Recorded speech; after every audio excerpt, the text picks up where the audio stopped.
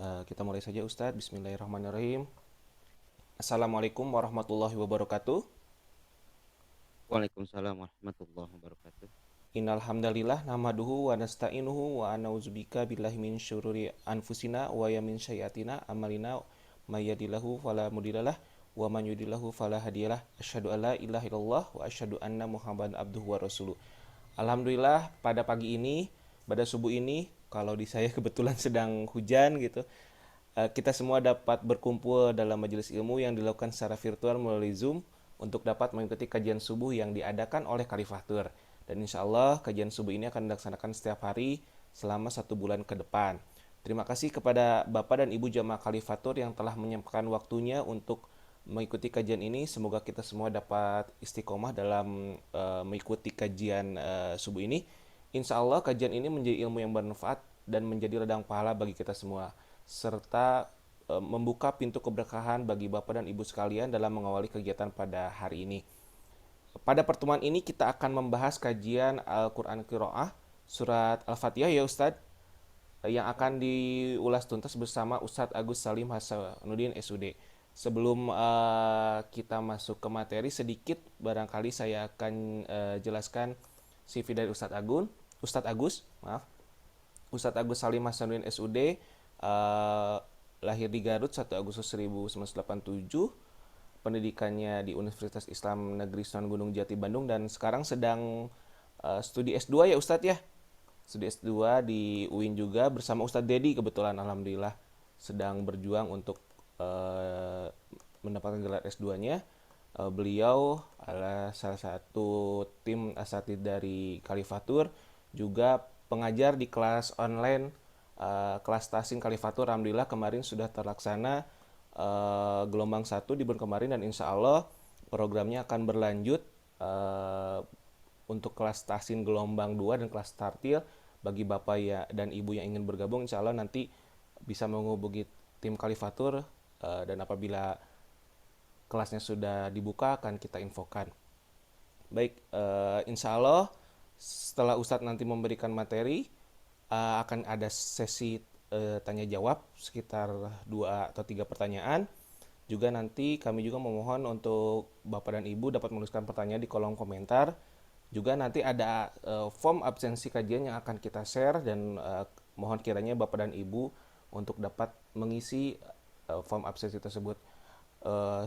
Untuk mempersingkat waktu dan tempat saya serahkan kepada Ustadz Agus. Silakan Ustadz Agus.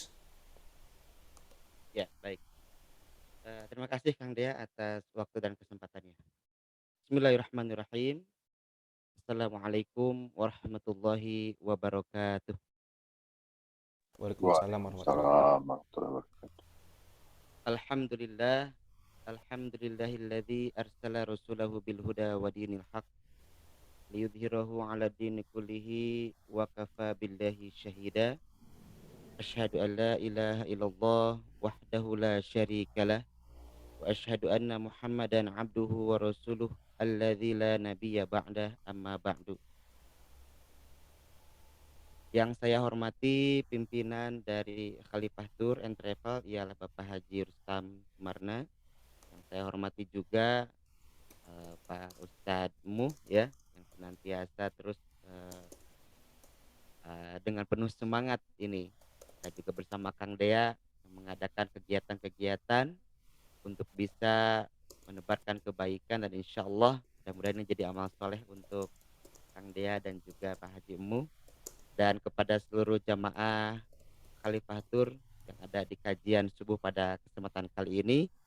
Semoga Allah senantiasa merahmati kita semua, memberkahi kita semua, dan menjadikan diri kita ataupun semua keluarga kita menjadi abdi Allah Subhanahu wa taala yang kelak mendapatkan kebahagiaan dunia dan akhirat. Amin ya Allah ya rabbal alamin.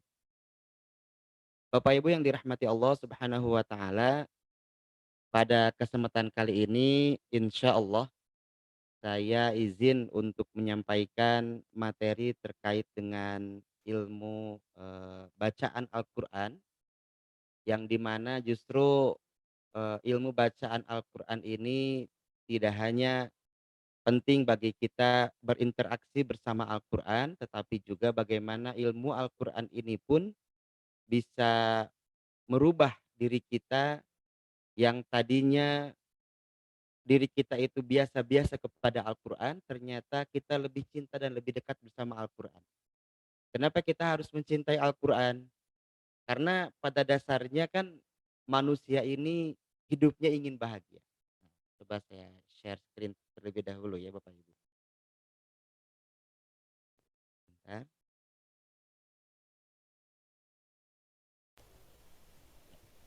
Belum muncul Ustadz? belum muncul ya? Iya. Bentar.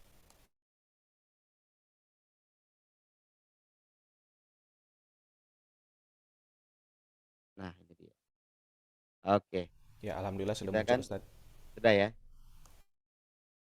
Kita ini ingin mencintai ingin dicintai oleh Allah Subhanahu wa taala dengan mengawali hati kita itu mencintai Al-Qur'an. Pada dasarnya manusia ini ingin hidupnya bahagia, ingin hidupnya dalam keadaan tenang, ini ingin kehidupannya dalam keadaan senang, ingin kehidupannya dalam masa ataupun dalam kondisi yang bahagia, tidak ingin susah ya, tidak ingin berduka, tidak ingin bersedih. Pokoknya yang baik-baik sajalah. Maka Al-Quran itu sendiri bagaimana memberikan kunci untuk kita menjadi manusia yang bahagia. Di dalam Quran surat Fatir contohnya ayat 29, Allah Subhanahu wa taala menegaskan kepada kita, A'udzubillahi minasyaitonirrajim. Innalladzina yatluna kitaballah wa aqamus shalah wa anfaqu mimma razaqnahum sirran wa alaniyah yarjuna tijaratan lan tabur. Innalladzina yatluna kitaballah.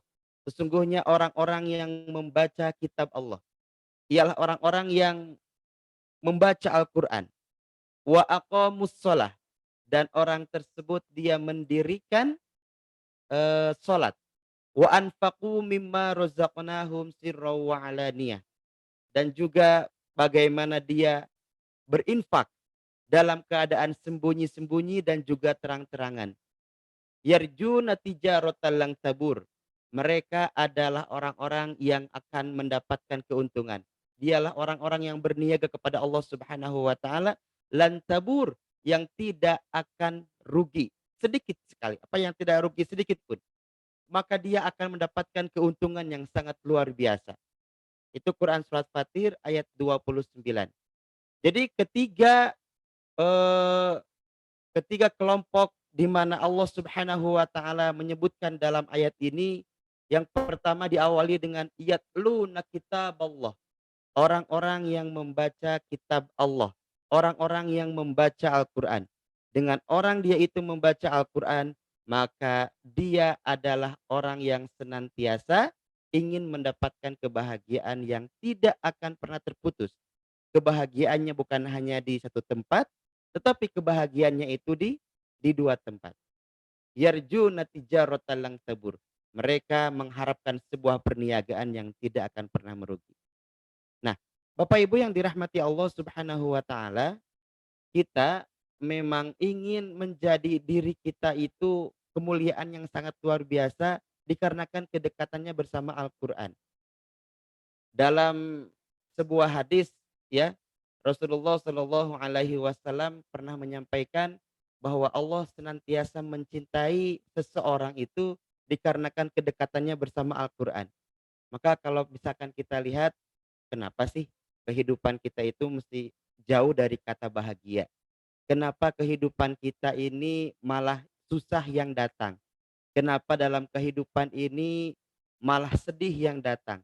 Apa salahnya? Bapak Ibu yang dirahmati Allah, kita perhatikan dulu misalkan bagaimana kita dengan Al-Qur'an. Hubungan kita dengan Al-Qur'an bagaimana, ya. Nah, sikap umat muslim dengan Al-Qur'an ini sangat jauh ya. Bahkan kalau misalkan Bapak Ibu lihat di eh, bagaimana presentasi manusia untuk membaca Al-Qur'an itu, melalui Institut Ilmu Al-Qur'an, ada riset yang mengatakan bahwa 65 masyarakat muslim Indonesia tidak bisa membaca Al-Qur'an. 65% Bapak Ibu. 65% masyarakat muslim itu tidak bisa membaca Al-Quran. Jadi kedekatan kita, kemuliaan kita itu bergantung dengan Al-Quran. Tetapi ternyata banyak di antara kaum muslimin sampai 65% dia tidak bisa membaca Al-Quran. Itulah salah satu sikap kita bersama Al-Quran. Katanya kita ingin bahagia, tetapi jauh dari sumber kebahagiaan. Kan Allah Subhanahu wa taala memberikan satu kitab panduan yang dimana kitab ini akan menghantarkan kita kepada keberuntungan tidak bertepi. Ialah Al-Qur'an. Tapi kita malah jauh dari Al-Qur'an. Kalau secara ini mah Bu, Pak, ya, saya Al-Qur'ana tapi nggak dibaca, ya. Ada Al-Qur'annya itu ya senantiasa misalkan Al-Qur'annya itu dipasang sampai rapih gitu. Posisinya itu di lemari tertata rapih, tapi ternyata tidak pernah kita sentuh Al-Qur'an itu. Itu yang sangat menyedihkan. Al-Qur'annya ada tapi kita tidak mau baca. Atau Al-Qur'annya ada tapi kita tidak bisa membaca. Nah, kemudian adalah dorongan hati untuk bisa ingin belajar membaca Al-Qur'an. Ternyata di situ pun belum cukup. Sikap kita masih masih lalai, masih malas dalam meningkatkan keilmuan bersama Al-Qur'an. Bisa bacanya tapi nggak paham apa yang dia baca. Kemudian pada saat dia tuh meningkatkan kualitas pembelajarannya, dia paham kepada apa yang dia baca dalam Al-Qur'an, tetapi dia belum mau menjalankannya. Ah nanti aja we lah ngajalankeun nama lamun tos aya kahoyongna. Nah itu teh kan ada pertanyaan yang kurang baik ada pernyataan yang kurang baik di situ. Seharusnya itu teh menjadi tolak ukur kita untuk bisa mengamalkan ayat suci Al-Qur'an saat kita sudah memahami ayatnya. Itu banyak sekali tuh sikap umat kita bersama Al-Qur'an. Ayat kitabna tidak mau dibaca. Sudah bisa membaca tapi nggak paham. Sudah paham maknanya tidak mengamalkan. Sudah mengamalkan tapi tidak ikhlas. Dan pada saat itulah manusia dalam kerugian dikarenakan mereka tidak mau dekat bersama Al-Quran, dikarenakan dia tidak mau mengamalkan isi Al-Quran dengan ikhlas. Maka bagaimana tuh Ustadz kita teh? Ya kita awali dulu dengan langkah-langkah mulai dari satu tahap ke tahap yang berikutnya. Awali kita ini dengan belajar membacanya. Terus tambah lagi dengan cara memahaminya. Ditambah lagi dengan cara mengamalkannya. Tambah lagi dengan cara mengamalkannya dengan ikhlas. Maka kalau kita sudah mengamalkan Al-Quran dengan ikhlas, insya Allah kita akan mendapatkan kebahagiaan dunia dan akhirat. Apakah sudah berhenti di situ? Kedekatan kita bersama Al-Quran? Belum Bapak Ibu. Ternyata kita lanjutkan dengan mendakwahkan Al-Quran. Menebarkan kebaikan-kebaikan Al-Quran kepada keluarga kita, sahabat kita, orang terdekat kita. Sehingga masyarakat yang tadinya dia itu jauh daripada nur cahaya dengan Al-Quran. Disinari dengan hidayah Al-Quran. Maka insya Allah saat kita dekat bersama Al-Quran, janji Allah adalah yarjuna tijaratan lan tabur. Kita akan mendapatkan sebuah perniagaan yang tidak akan pernah merugi. Kita akan untung, kita akan bahagia. Dan bahagianya bukan hanya di satu tempat. Bukan hanya bahagia yang bernama dunia. Tetapi bahagianya adalah di dunia dan di akhirat. Di akhirat Allah siapkan istana kebahagiaan. Ialah surga namanya. Dan kita hidup berkumpul bersama di sana. Jadi kita berkumpul bahagia di dunia. Dan kita pun akan berkumpul bahagia di surga Allah Subhanahu wa ta'ala. Bapak Ibu yang dirahmati Allah Subhanahu wa ta'ala, bahkan dengan Al-Qur'an ini dalam sebuah hadis Rasulullah Shallallahu alaihi wasallam, dari hadisnya dari Ibnu Umar, ya, riwayat Imam Muslim, bahwa Allah Subhanahu wa ta'ala akan memuliakan suatu kaum dengan kitab Al-Qur'an ini dan akan menghinakan yang lainnya. Jadi Al-Qur'an ini berpengaruh kepada kemuliaan dan juga hinanya suatu kaum. Ya. Nah, di sini ada hadis yang diriwayatkan oleh Imam Muslim dari sahabat Rasulullah Sallallahu Alaihi Wasallam, ialah Umar bin Khattab radhiyallahu an, bahwasanya Umar bin Khattab menyampaikan amma innan nabiyyakum sallallahu alaihi wasallam qad qala. Adapun nabi kita sesungguhnya Nabi Muhammad sallallahu alaihi wasallam qad qala, sungguh telah bersabda. Kata Nabi, innallaha, sesungguhnya Allah, yarfa'u bihadzal kitabi aqwaman, meninggikan kemuliaan dengan kitab ini aqwaman kepada suatu kaum. Wa yad'u bi akharin, dan juga menghinakan dengan Al-Qur'an ini akharin, kaum yang lain. Apabila kita ingin menjadi umat yang mulia, maka dekati Al-Qur'an. Apabila kita ingin menjadi masyarakat yang mulia, maka jadilah masyarakat yang dekat dengan Al-Qur'an. Apabila kita ingin menjadi keluarga yang mulia, maka keluarga itu dekat dengan Al-Qur'an. Dan kalau misalkan kita lihat Bapak Ibu yang dirahmati Allah Subhanahu wa taala, bila kita ingin menjadi pribadi yang mulia, maka jadilah pribadi yang dekat bersama Al-Qur'an. Jadi saat kita eee, ingin dicintai Allah, ingin dimuliakan Allah Subhanahu wa taala, maka kita cintai Al-Qur'an dan muliakan Al-Qur'an. Kemuliaan Al-Qur'an ini Bapak Ibu yang dirahmati Allah bukan hanya kita mencium Al-Qur'an gitu ya, kita menyimpan Al-Qur'an di kepala kita, itu mungkin dalam bentuk, lahiriahnya ya, tapi kita posisinya adalah yang pertama kita harus senantiasa membaca Al-Qur'an, mentadabburi makna-makna Al-Qur'an, kemudian kita ini mengamalkan isinya. Yang tadi sudah saya sampaikan di awal, bahwasanya kita orang-orang yang ingin mendapatkan kebahagiaan bersama Al-Qur'an, ialah orang-orang yang terus meningkatkan kedekatannya bersama Al-Qur'an. Jangan sampai gitu ya, kita menjadi orang yang justru jauh dari Al-Qur'an. Dan ini pernah juga disampaikan Rasulullah Shallallahu alaihi wasallam, dalam Quran surat Al-Furqan ayat ke-30, di mana Rasulullah ini sangat, sedih melihat kondisi umat saat jauh bersama Al-Qur'an. Dalam ayat ke-30 surat Al-Furqan, di situ disebutkan, a'udzubillahi minasyaitonirrajim, wa qala rasul, ya rabbi inna qaumi ittakhadhu hadzal qur'ana mahjura.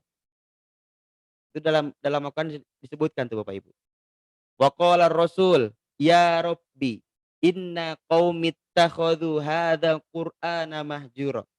Ini lafaz ini lafaz diucapkan oleh Nabi Muhammad sallallahu alaihi wasallam, dan kemudian dijadikan satu ayat dalam Al-Qur'an untuk menjadi peringatan kepada kita selaku umatnya, jangan pernah kita menjadi umat yang meninggalkan Al-Qur'an sampai Rasulullah bersedih. Kan Rasulullah itu sangat cinta kepada kita. Rasulullah itu sangat mencintai kita sebagai umatnya. Di akhir hayat Rasulullah Shallallahu alaihi wasallam yang disebutkan itu bukan anaknya. Di akhir hayat Rasulullah Shallallahu alaihi wasallam yang disebutkan itu bukan hartanya, bukan. Di akhir hayat Rasulullah Shallallahu alaihi wasallam bukan menyebutkan anak cucunya, bukan.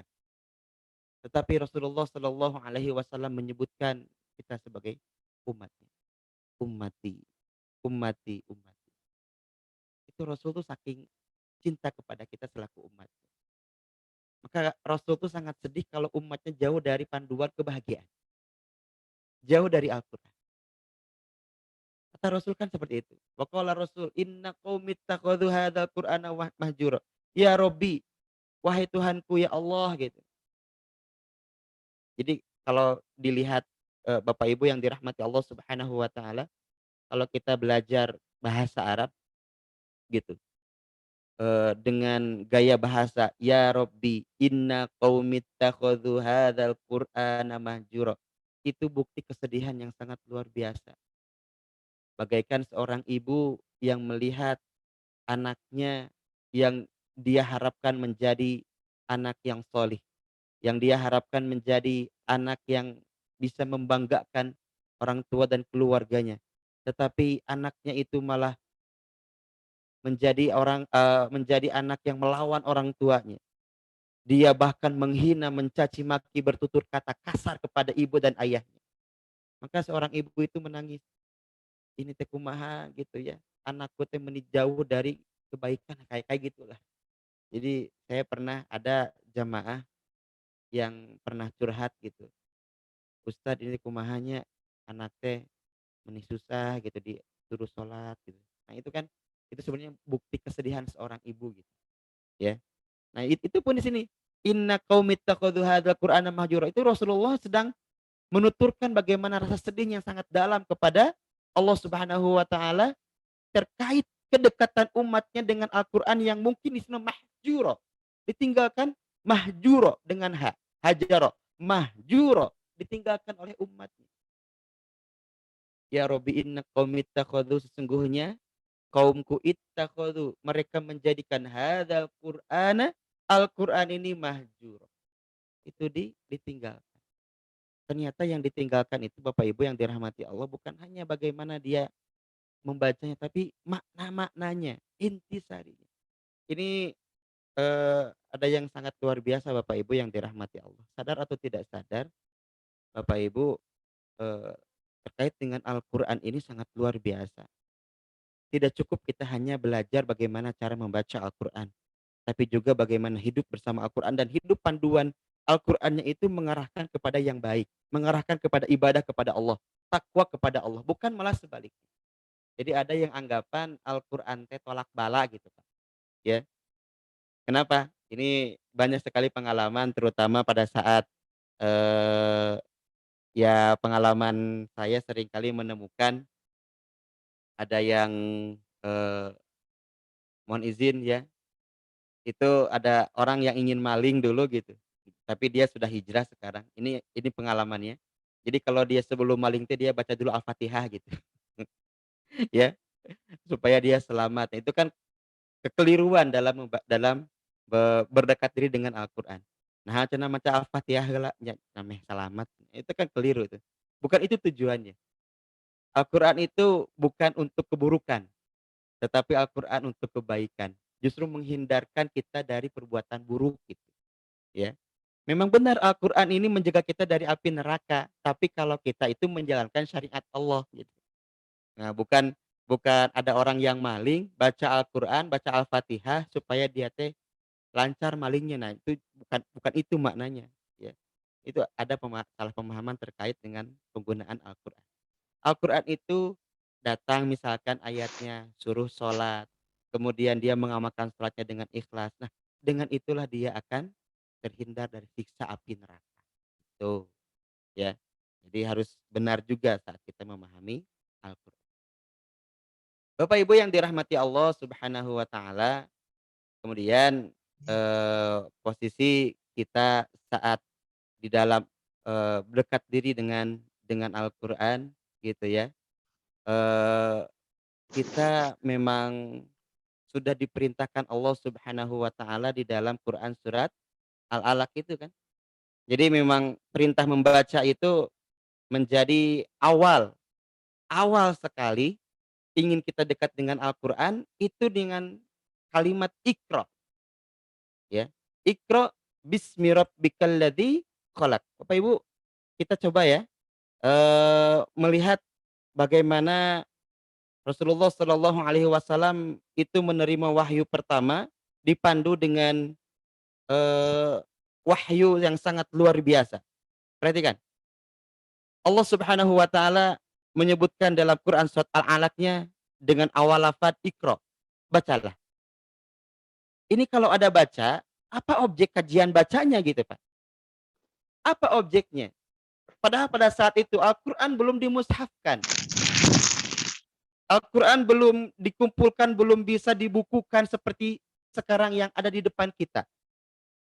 Bukan Al-Quran yang tertulis rapih dalam kertas-kertas, disampul dengan yang sangat baik, yang sangat kuat, sehingga aman untuk kita baca, nyaman untuk kita baca.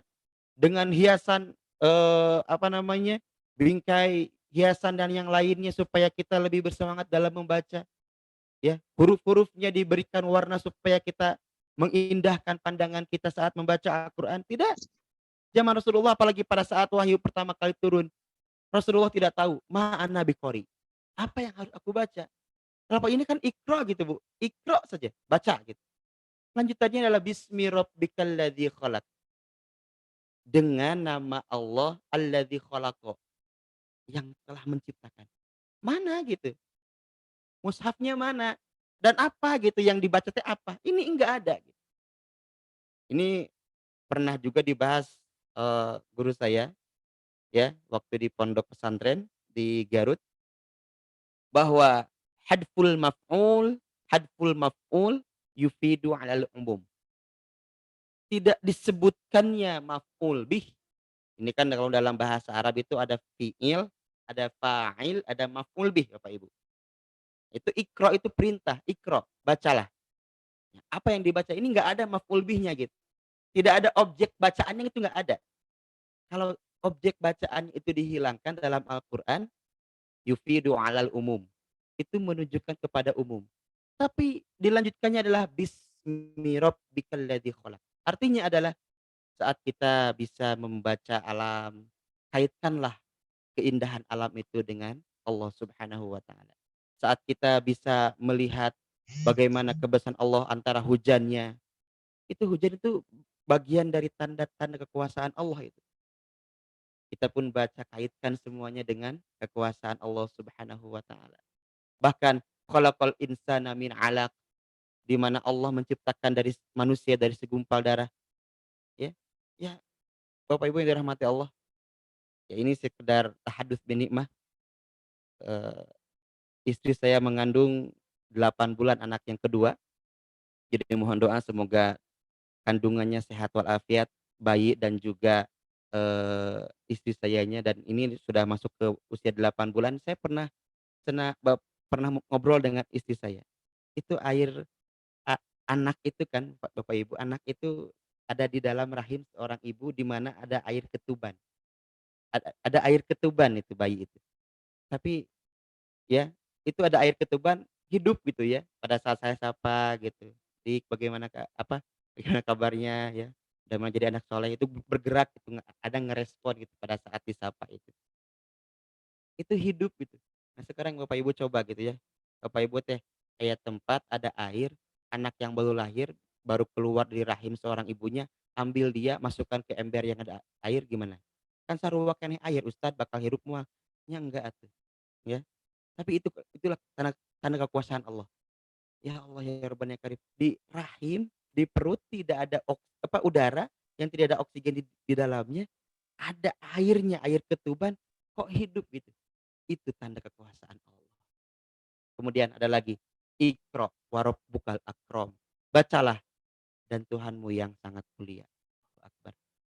Bapak Ibu yang dirahmati Allah, apa intinya? Yang pertama, bacalah apa yang bisa kita baca dalam dalam alam ini terkait dengan kekuasaan Allah Subhanahu wa taala, kaitkan semuanya dengan tanda kekuasaan Allah. Yang kedua, bacalah tidak cukup dengan sekali, bacalah berulang-ulang. Sehingga dengan pengulangan baca ini, kita akan menemukan bagaimana Allah itu memiliki kekuasaan yang sangat luar biasa. Alladzi 'allama bil qalam. Allah telah 'allama, mengajarkan kepada kita bil qalam, dengan al-qalam. Dalam artian, kalau kita mengambil hikmah dari ayat ini Bapak Ibu yang dirahmati Allah, ikat ilmu kita dengan al-qalam, dengan tulisan.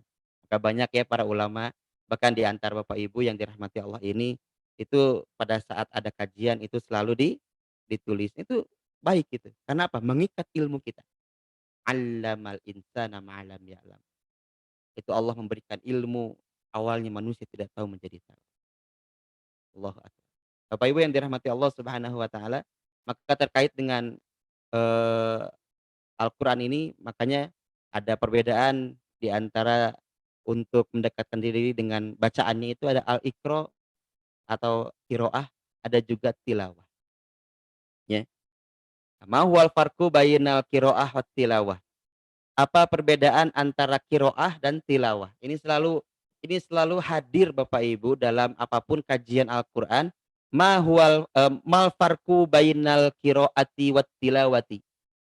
Apa perbedaannya antara qiraah dan at-tilawah? Ini selalu hadir dalam kajian Al-Qur'an, ya. Jadi naon sih bedana qiraah jeung tilawah? Nah, pada kesempatan kali ini insyaallah kita akan kupas sedikit ya. Al-qiraah itu ada bahasa dan istilah. Menurut bahasa, al-qiraah itu adalah al-jam'u, mengumpulkan. Jadi secara bahasa al-qiraah itu adalah Bapak Ibu mengumpulkan. Mengumpulkan apa? Di situ nggak disebutkan mengumpulkan apa. Mengumpulkan saja, ya. Tetapi jelas akan beda hasilnya kalau kita sudah memahami istilah. Jadi kalau kita memahami secara bahasa itu umum saja. Jadi al-qiraatu apa artinya mengumpulkan, udah gitu aja. Mengumpulkan orang bisa jadi termasuk qiraah gitu Tete. Kalau kalau posisinya itu al-jam'u, secara bahasa al-qiraah itu al-jam'u mengumpulkan. Mengumpulkan apa? Mengumpulkan orang bisa termasuk kepada qiraah. Kalau secara bahasa ya Bapak Ibu, secara bahasa dulu nih. Karena kita sedang umum dulu, mengumpulkan piring misalkan, itu termasuk qiraah. Tapi berbeda Bapak Ibu, berbeda kedengarannya kalau kita sudah belajar apa yang disebut dengan ta'rif istilah. Al-qiraatu akan kita pahami bahwa itu adalah membaca pada saat istilahnya menyebutkan dhammul hurufi wal kalimati ba'diha ila ba'din. Nah, ini di sini baru al-qiraatu ini akan kita pahami, oh ini adalah istilah. Secara bahasa mah tadi al-jam'u gitu, mengumpulkan. Tapi pada saat sudah belajar istilah, oh ternyata al-qiraatu ini adalah dhammul hurufi, menyusunkan, mengumpulkan, merangkai al-hurufu, huruf-huruf, wal kalimati, dan juga kalimat-kalimat ba'diha ila ba'din, untuk menghasilkan satu makna dari lafaz satu ke lafaz yang lain. Itu adalah al-qiraah. Jadi al-qiraah ini Bapak Ibu maknanya adalah membaca secara jelas antara huruf-huruf dan kalimat-kalimatnya. Udah itu aja ya. Jadi ya udah baca aja. Nah, di sini apa objek bacaannya? Apa saja? Karena al-qiraatu bermakna umum. Umum. Bapak Ibu mau baca koran itu pun bisa disebut al-qiraah.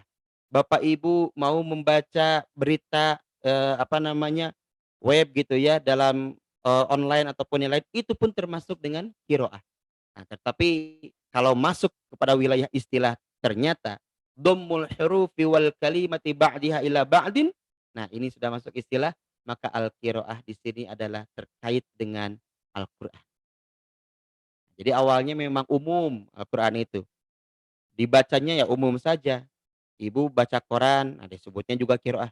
Tapi kalau sudah masuk ke istilah Al-Qur'an, ya membaca Al-Qur'an dengan huruf-hurufnya saja tanpa disertai dengan makna. Jadi al-qiraah mah tanpa makna gitu. Baru, nah yang kedua at-tilawatu. At-tilawatu ini berasal dari kata tala yatlu tilawatan. Bahkan kata tala itu ada dalam Quran surat Asy-Syams Bapak Ibu. Wasyamsi wa duhaha wal qamari idza talaha. Demi bulan idza talaha. Itu dari kata tala. Tala itu satu akar kata dengan tilawah. Apa itu tala? Yaitu memancarkan cahaya. Kan matahari itu kalau kita ketahui punya cahaya dan bulan itu ya cahayanya dipantulkan dari matahari gitu, memantulkan cahaya. Jadi intinya adalah kalau kita ingin hidupnya penuh dengan cahaya, hati kita dihiasi dengan cahaya Allah Subhanahu wa taala dengan Al-Qur'an, bukan dengan mustika tilaar, dengan MS Glow gitu ya, itu mah wajah ya. Tapi kalau hati kita ingin penuh dengan cahaya Allah, Al-Qur'an kuncinya. Itu secara bahasa itu gitu, at-tilawatu tala itu. Yang kedua, at-tala atau at-tilawah itu artinya adalah ittiba. Ittiba itu adalah mengikuti. Jadi kita itu harus mengikuti panduan dalam Al-Qur'an itu secara secara bahasanya. Maka dalam istilahnya adalah tadabburul makna. Nah, ini at-tilawah itu tidak hanya dibaca secara huruf-huruf saja, tidak hanya dibaca secara kalimat-kalimat saja, tetapi tadabburul makna. Kita mentadaburi maknanya.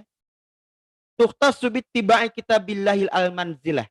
Kita ini di lafaz at-tilawah dikhususkan dengan ittiba kitab Allah.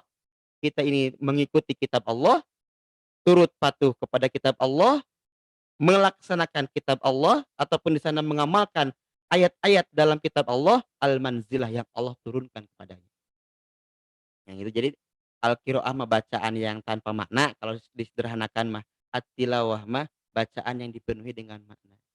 Maka di sini nanti kalau ada pertanyaan Bapak Ibu yang dirahmati Allah Subhanahu wa taala, "Ustadz, kita tuh sudah baca Quran sering sampai 1 juz sehari, 2 juz sehari. Kok iman teh malah nggak bertambah-tambah, malah semakin sedih, malah semakin gundah, malah semakin galau. Ini teh gimana?" Boleh jadi kita belum dengan maknanya. Kalau kita baca Al-Quran dengan maknanya, justru kita akan menambah keimanan kepada Allah Subhanahu wa taala. Semakin baca Al-Quran, semakin tambah keimanan, ya, gitu. Baik, Bapak Ibu yang dirahmati Allah Subhanahu wa taala, kalau kemarin kita melihat bahwa pemaparan dalam Quran surah Al-Fatihah yang disampaikan oleh guru kita Al-Ustadz Dedi Haryadi sangat luar biasa. Al-Fatihah Bapak Ibu, ya. Saya akan mengulang lagi nih contoh kalau yang kemarin ikut kajiannya Al-Ustadz Dedi Haryadi, gurunda kita semua. Semoga Allah memberkahi beliau. Al-Fatihah Bapak Ibu, itu di awalnya kan ada ta marbutoh, ya. Al-Fatihah itu surat yang menjadi pembuka di antara surat-surat yang lain. Bahkan kata Ustadz Dedi Haryadi ada sekitar 25 nama Al-Quran tapi 3 yang populer. Masih ingat Bu apa Bu? Masih ingat? Al-Fatihah namanya itu, kemudian Quran, dan yang ketiga adalah sab Sab'ul Masani. Itu kajiannya Ustadz Dedi Haryadi waktu subuh kemarin ya. Bahwa Al-Fatihah itu nama lainnya adalah selain daripada Al-Fatihah, Quran, Sab'ul Mathani. Dan di sana Bapak Ibu yang dirahmati Allah, kita tidak akan menemukan keutamaan dalam surat-surat yang lain kecuali dalam Al-Fatihah, dikarenakan Al-Fatihah menjadi syarat sah salat kita. La sholata liman lam yaqra bi Fatihatil kitab. Tidak sah salat seseorang kalau dia tidak membaca Al-Qur'an, Al-Fatihah, ya. Itu dia. Jadi Al-Fatihah ini menjadi syarat sah rukun salat. Kalau ada orang pada saat dia membaca Al-Qur'an, ya, di salatnya surat Qul gitu misalkan, dia tuh nggak baca surat gitu, ya. Pada saat sudah beres Al-Fatihah gitu ya, ghairil maghdubi alaihim waladdallin, udah langsung ruku gitu. Itu boleh itu. Tapi kalau dia tidak bisa, tidak membaca Al-Fatihah, langsung loncat ke Al-Ikhlas misalkan, langsung Allahu akbar, bismillahirrahmanirrahim, qul huwallahu ahad. Nah, itu enggak sah. Kenapa?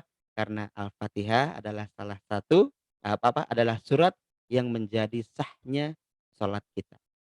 Maka la sholata liman lam yaqra bi Fatihatil kitab. Maka penting sekali saat kita ingin membacakan ataupun menyempurnakan bacaan Al-Fatihah kita. Nah, pada kesempatan kali ini saya akan contohkan terlebih dahulu pembacaan surah Al-Fatihah, ya. A'udzu billahi minasy syaithanir rajim. Bismillahirrahmanirrahim. Alhamdulillahi rabbil alamin. Ar-Rahmanir Rahim. Maliki yaumiddin. Iyyaka na'budu wa iyyaka nasta'in. Ihdinas siratal mustaqim. Siratal ladzina an'amta 'alaihim ghairil maghdubi 'alaihim waladdallin. Amin, gitu ya. Nah, ini kalau dalam, suasana lagi sholat Bapak Ibu yang dirahmati Allah, kalimat ad-dallin itu menentukan aminnya makmum. Ad-dallinnya imam itu menentukan aminnya makmum. Jadi kalau ad-dallinnya, bacaannya betul, baik, indah juga saat didengar, maka aminnya juga enak gitu ya. Itu pernah suatu kejadian, saya imam di salah satu masjid di Kota Bandung gitu ya. Jadi kan ad-dallin ini juga bisa dalam, iramanya dinaikkan. Ghairil maghdubi 'alaihim waladdallin. Amin. Nah, itu kan turun irama. Kalau yang naik, ghairil maghdubi alaihim waladdallin.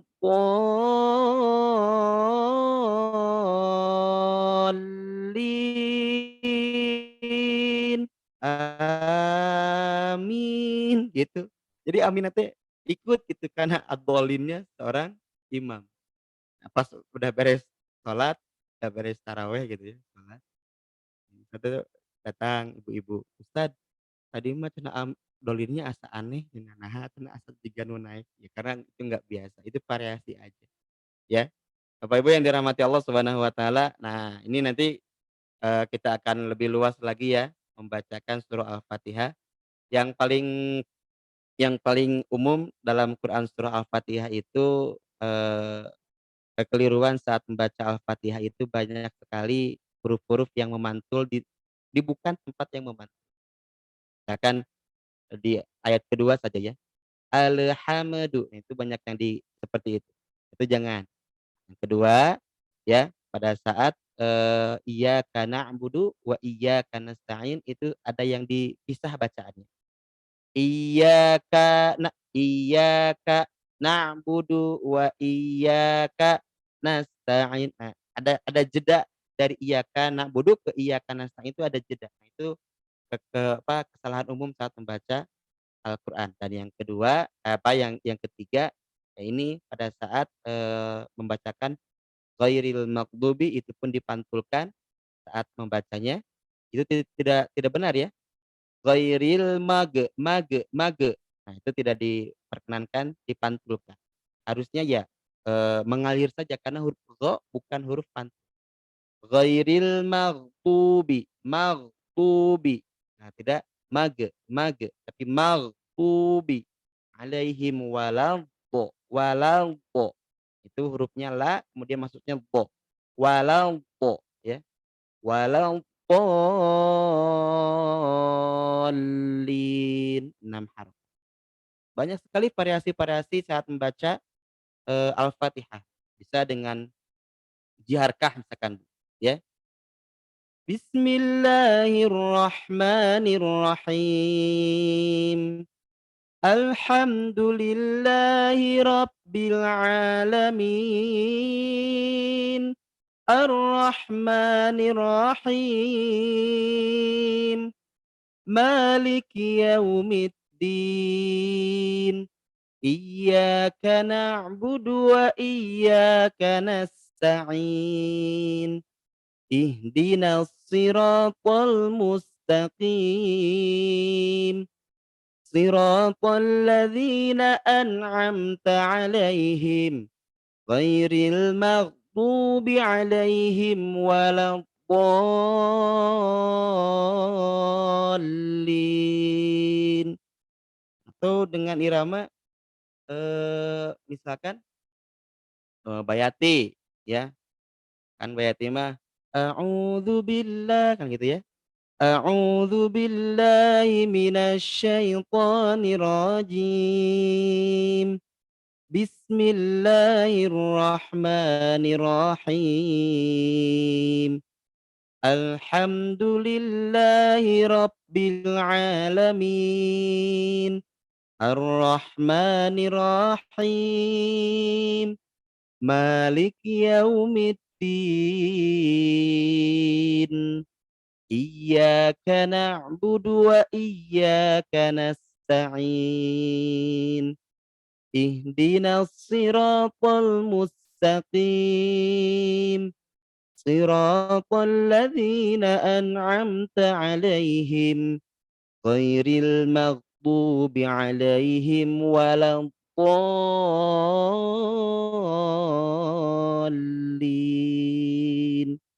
Banyak variasi-variasi itu silahkan digunakan, tapi Bapak Ibu yang dirahmati Allah Subhanahu wa taala jangan lupa bahwa ini pun pernah disampaikan Rasulullah Shallallahu alaihi wasallam bahwa di akhir zaman banyak orang bersama Al-Qur'an itu ternyata bukan ingin mendalami maknanya, tetapi justru ingin menyanyikan. itu sangat dijauhkan sekali.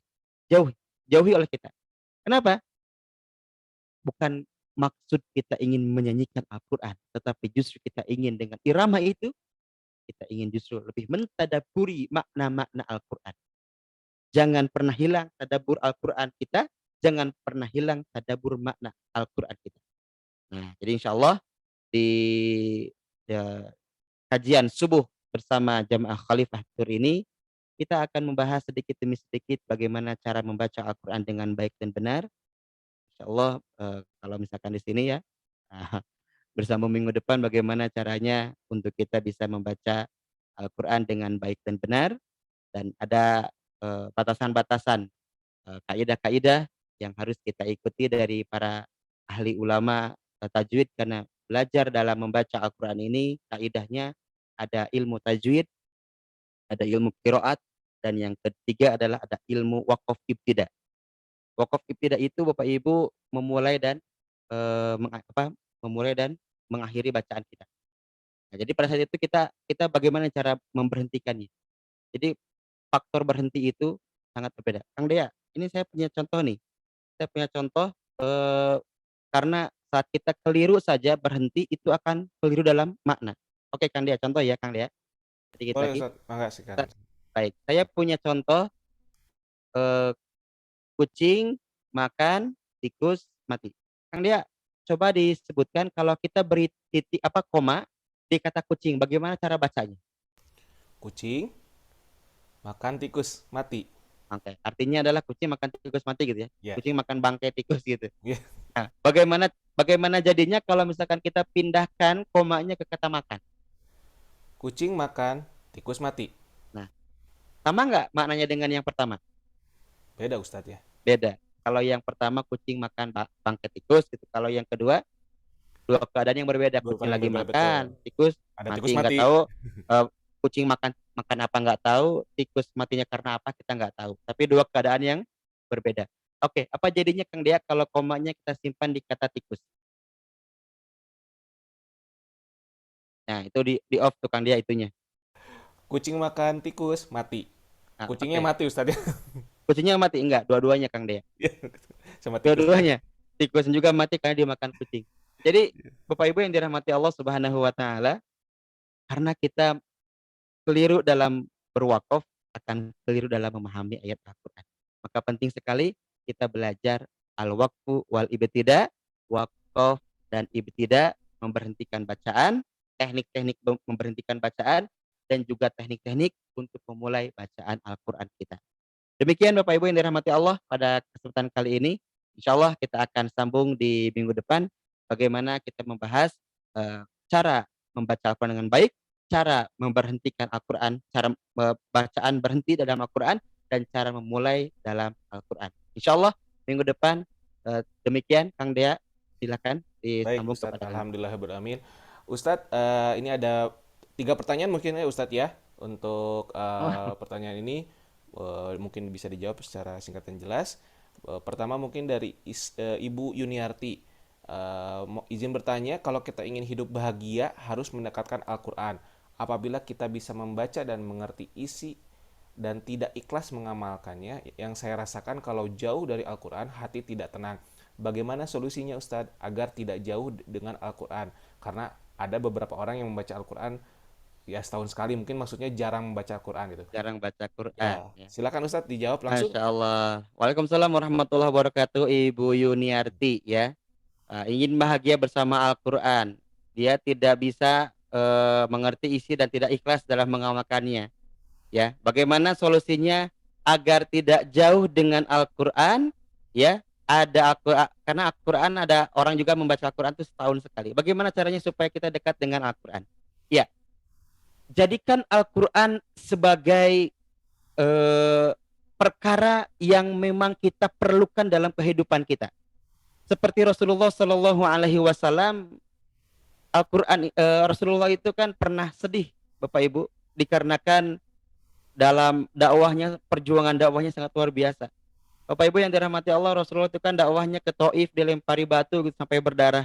Kemudian dia sedih, ya. Di sanalah ada Quran, sampai saking sedihnya itu di dipandu gitu ya oleh anak angkatnya yang bernama Zaid bin Harithah, kemudian disimpan disandarkan di satu pohon sampai nggak tahu mana arah utara, mana arah selatan, timur, barat itu nggak tahu. Kenapa? Karena saking sakit dan juga sedihnya Rasulullah SAW. Di sana turun surat Al-Kahfi.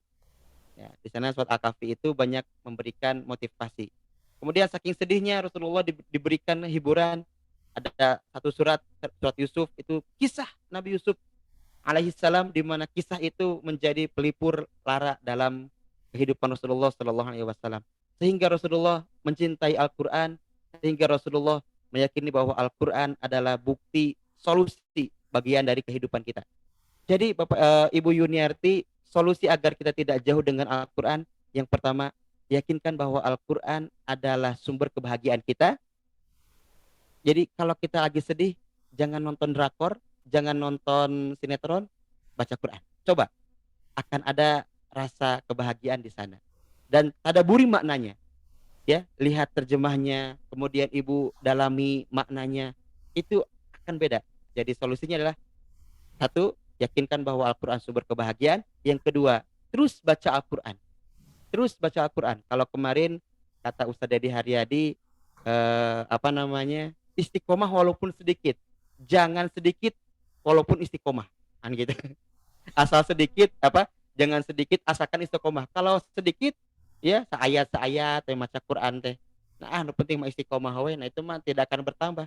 Tapi baca Al-Quran walaupun sedikit. Intinya baca Al-Quran itu istiqomah ke Al-Quran walaupun sedikit, tapi itu akan bertambah. Yang tadinya mungkin satu halaman, dua halaman, satu harinya satu juz, terus baca. Kemudian yang ketiga, tadaburi maknanya. Jadi yakini Al-Quran sumber kebahagiaan, baca Al-Quran, dan tadaburi maknanya. Wallahu alam bil murad. Baik Ustadz, ini ada dua pertanyaan lagi Ustadz ya. Baik. Dari Pak Bambang Pardiarto, Hmm. izin bertanya Ustadz, datangnya hidayah dari Allah Subhanahu wa taala kepada seseorang apakah selalu berbanding lurus dengan kedekatannya dengan Al-Qur'an? Kemudian saya sambungkan dengan pertanyaan dari Bu Yuli Susilo ya Ustadz ya, karena ini mungkin nanti bisa disambungkan. Hmm. Pertanyaan dari Ibu Yuli Susilo, apakah cara membaca Al-Qur'an yang tidak benar efeknya akan berpengaruh kepada keimanan kita? Mangga Baik. Ustadz. Ya. Kalau dari pertanyaan Pak Bambang ya, datangnya hidayah dari Al-Quran kepada seseorang apakah selalu berbanding lurus dengan kedekatannya dengan Al-Quran? Hidayah itu hak Allah. Kedekatan Al-Quran kita, kedekatan kita dengan Al-Quran usaha kita. Hidayah Al-Quran itu urusan Allah, Bapak. Ya, tapi bagaimana kita ingin mendapatkan hidayah? Salah satu ikhtiarnya adalah dengan Al-Quran.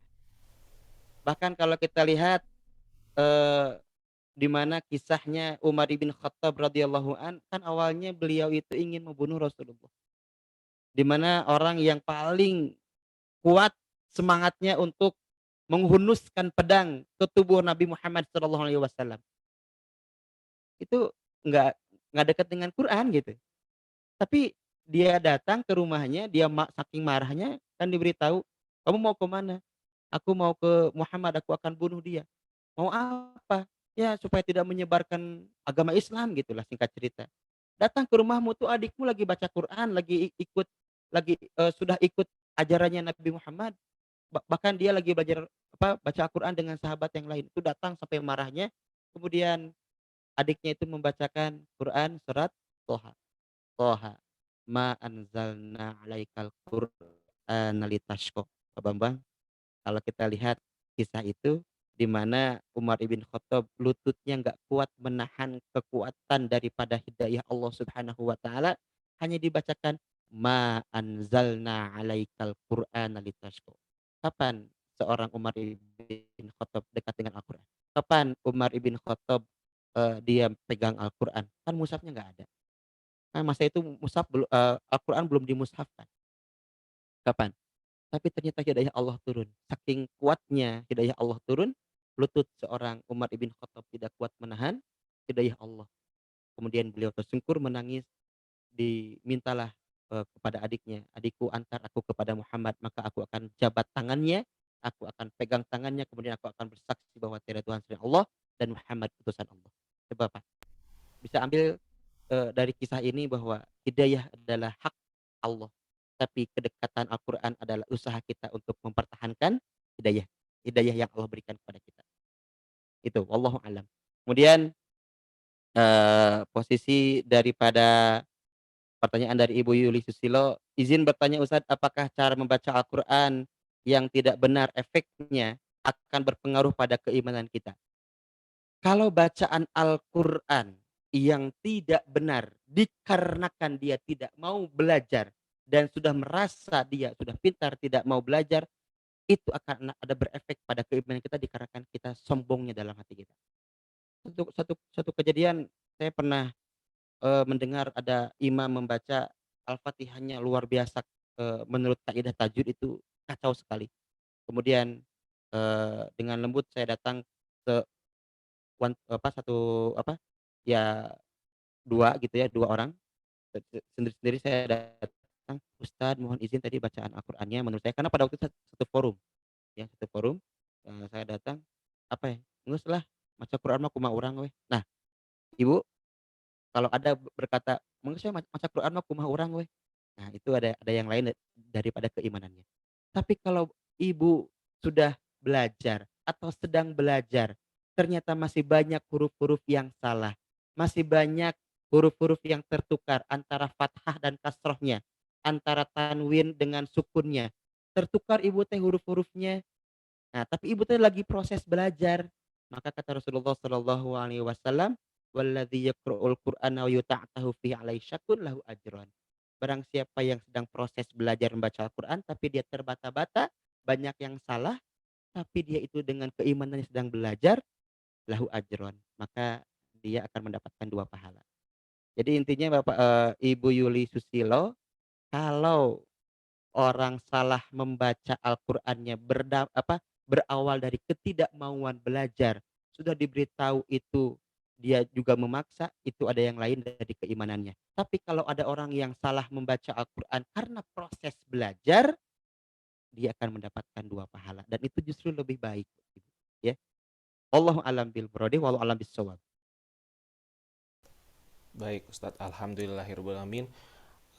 Telah kita dengarkan dan pelajari materi kajian dari Ustadz Agus. Semoga yang telah dijelaskan oleh Ustadz Agus tadi menjadi ilmu yang bermanfaat bagi kita, menjadikan kita pribadi yang selalu dekat dengan Al-Quran. Tidak hanya sekedar membaca, namun juga mengamalkannya. Insya Allah Ya. materi ini akan berlanjut Ustadz ya di minggu depan terkait Insyaallah qiraah Al-Quran ini. dan harapan saya nanti Kang Dea, Ya di Ustadz, antara Bapak dan Ibu, boleh satu orang atau 2 orang nanti, mempraktekkan bacaan Al-Qur'annya, nggak apa-apa mangga, Kak, Bu, ya. Jadi mangga nggak Ustadz. apa-apa misalkan nanti saya, hadirkan satu ayat, kita baca saya baca dulu, kemudian nanti boleh disimak terlebih dahulu oleh Bapak Ibu bagaimana cara membaca dalam satu ayat tersebut.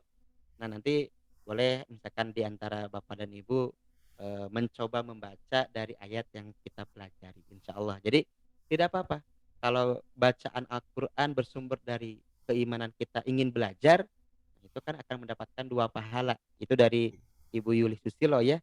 Nah, jadi insya Allah Ibu, kalau misalkan kita masih ada yang, bacaan yang tertukar, jangan takut, jangan khawatir karena kita akan mendapatkan tetap tidak akan pulang dengan tangan kosong gitu intinya mah.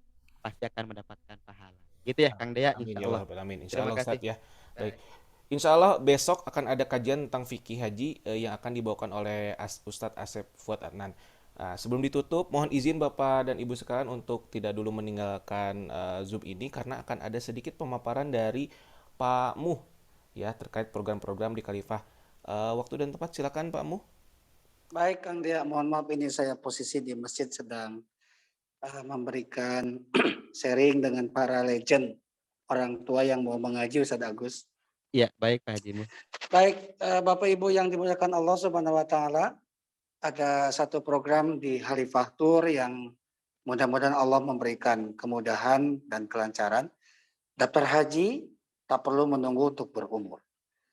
Kementerian Agama dalam Undang-Undang PHU Nomor 8 2019, masa pendaftaran haji itu minimal usia di 12 tahun. Jadi ibu bapak, salah satu investasi dunia akhirat, tidak perlu ribet, tidak perlu menunggu jika para putra-putri sudah berumur 12 tahun lebih boleh didaftarkan untuk pendaftaran haji khusus atau haji reguler. Haji reguler masa tunggu, subhanallah luar biasa, sangat inilah nih masa tunggu haji reguler ya, yang sangat panjang antriannya. Paling tinggi di sini 36 tahun itu Kalimantan Selatan. Update-nya kemarin kaji, kalau misalkan ibu bapak punya putra putri mau mendaftarkan haji, jika di Kalimantan 36 tahun dan usia ibu bapak 30 tahun, maka baru bisa berangkat 66 tahun. Di Kota Bandung itu 21 tahun untuk wilayah Jawa Barat. Jadi kalau ibu bapak mendaftar di usia 40 tahun baru bisa berangkat, berarti 61 tahun. Wallahu alam apakah masih istitoah, apakah tidak. Solusi terbaik adalah mendaftar di haji khusus.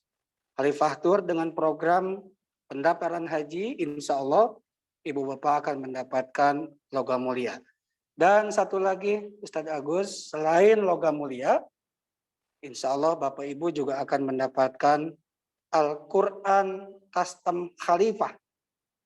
Mudah-mudahan Kang Dia bisa nge-share. Nah ini, jadi inilah yang akan menemani ibu dan bapak saat perjalanan haji, insya Allah akan ditemani dengan Al-Quran custom Khalifah. Satu kebanggaan buat ibu bapak jika mendaftar haji khusus di Khalifah Tour. Dengan deposit 5.000 US dollar, itu akan menjadikan ibu bapak sudah berinvestasi dunia akhirat. Quran ini adalah Quran hafalan yang sudah dibagi 8 box dan ada metodenya di samping sebelah kanan maupun di samping sebelah kiri. Tiap juz dikasih warna, jadi ibu bapak hafalannya akan tahu. Saya satu hari menghafal 1 blok. Ini ada sholat 5 waktu, jadi bisa dibagi-bagi kapan saya harus menghafal, hafalan mana, karena memang kewajiban kita kepada Al-Quran yang tadi sudah dibahas, selain membaca, ada salah satunya adalah memahami dan menghafalkan Al-Quran. Insya Allah dengan mendaftar haji di Khalifah Tour, dengan depositnya, tolong persiapkan, selain logam mulia, ibu bapak juga akan mendapatkan Al-Quran custom Khalifah yang akan menemani ibu dan bapak selama perjalanan ibadah haji. Dan kabar terbarunya adalah insya Allah di saat perjalanan umroh sudah ada ketentuan dari Kementerian Agama Pusat, Al-Quran ini pun akan menemani ibu bapak selama perjalanan di Khalifah, jikalau mudah-mudahan umroh sudah dibuka. Demikian Kang Dea, program haji. Mudah-mudahan ibu bapak bisa menghubungi para petugas kami. Sudah ada di kolom chat siapa saja yang akan bertugas memfasilitasi ibu dan bapak pada saat pendaftaran haji ataupun umroh. Mohon doanya mudah-mudahan program umroh segera dibuka. Kami tinggal menunggu keputusan dari Kementerian Agama perihal teknisnya. Karena Arab Saudi sudah membuka, ya, sudah mencabut larangan penerbangan rute sektor Jakarta ke Jeddah dan Madinah. Demikian Kang Dea, wallahu a'lam bishawab. Mudah-mudahan Allah melancarkan, memberikan kesehatan. Dan info terakhir, Kota Bandung hari ini hujannya dari semalam sampai belum berhenti ya, sampai tadi subuh ini masih hujan ini, Pak Mu. ya, masih hujan. Alhamdulillah Mudah-mudahan berkah ya. dengan Allahumma shayyiban turunnya nafi'an. hujan ini menambah keberkahan, rahmat Amin. dari Allah Subhanahu wa Ta'ala. Amin. Terima Ya, kasih saya yang bertugas, mohon maaf lahir batin. Assalamualaikum warahmatullahi wabarakatuh. Waalaikumsalam warahmatullahi wabarakatuh. Terima kasih Pak Mu atas pemaparan penjelasannya program-program dari Khalifah. Sedikit mungkin menambahkan terkait Quran Boleh. Khalifah. Walau tidak hanya untuk pendaftaran haji, tapi kalau bagi ada jamaah yang ingin memesan juga nanti bisa menghubungi ya Pak Mu. Bisa menghubungi saya, bisa menghubungi Pak Mu dan juga Teh Ana sesuai nomor yang telah saya tuliskan di kolom chat. Iya. Sebelum ditutup saya lihat di sini ada Bu Empet dan Pak Rustam, mungkin Bu Empet mau penutup sedikit Bu Empet. Saya lihat ada Bu Empet. Oh, nampaknya Selen ya. Ada. Assalamualaikum Bu Alhamdulillah. Empet, damang Ibu. Waalaikumsalam. Ibu Alhamdulillah sehat? sehat. Ibu sehat? Alhamdulillah sayang. Jadi Alhamdulillah boleh ya. 12 tahun ya. Aku mau umumkan Boleh. di pengajian. Ya, jadi daftarnya boleh setelah usia 12 tahun, Bu. Setelah usia Untuk 12 daftar tahun haji. ya. Iya, Heeh. boleh. Ya, jadi Kasihan aku kalau umumkan hari Rabu saya umumkan di pengajian siap, udah mulai dibuka Baik. ya. nanti mau merapat hari Rabu ke rumah Ibu lah. Atau Ya. gitu aja mau umumkan ya. Nanti mau presentasi di pengajian Ibu. Ya, boleh. Bu Empet Terima mau kasih, Mo. penutupan Ya. mungkin sedikit Bu. Ya, penutupan bahwa Al-Quran itu sangat-sangat diperlukan oleh orang Islam dan itu menjadi penolong. Dan Ibu merasakan selama pandemi ini lebih karena tidak ada kegiatan yang biasa rutin mengajar dan di mana sekarang terus aja membuka Al-Quran ya, kemudian terasa ada kenikmatan di dalam hati. Jadi silahkan para jemaah pahami, baca, pahami, pelajari, dan amalkan, biar sedikit-sedikit karena ini merupakan proses di dalam kehidupan. Karena kalau kita berpegang kepada Quran dan Sunnah Rasul, selamatlah hidup kita dunia dan akhirat. Assalamualaikum warahmatullahi wabarakatuh. Waalaikumsalam warahmatullahi wabarakatuh. Jazakallahu khair Bu Empet atas penutupannya, penyampaiannya. Hatur nuhun pisan Empet. Kami. Pak Rustam, barangkali ada yang mau disampaikan terakhir? Oh, cukup. Baik. Iya. Baik, para jamaah Khalifatur, jamaah kajian subuh Khalifatur, alhamdulillah telah kita dengarkan kajian dari Ustaz Agus, juga dari sedikit dari Bu Empet sampai penutup dan pemakan peruan dari Pak Mu. Terima kasih atas kehadirannya Bapak dan Ibu sekalian. Insya Allah kita akan bertemu lagi besok di kajian subuh berikutnya, kajian fikih haji bersama Ustadz Asep Watanan. Sebelum saya tutup, mari kita berdoa akhir majelis. Subhanakallahumma wa bihamdika asyhadu alla ilaha illa anta astaghfiruka wa atubu ilaik. Terima kasih jazakallahu khair kepada Bapak dan Ibu sekalian. Saya tutup. Assalamualaikum warahmatullahi wabarakatuh.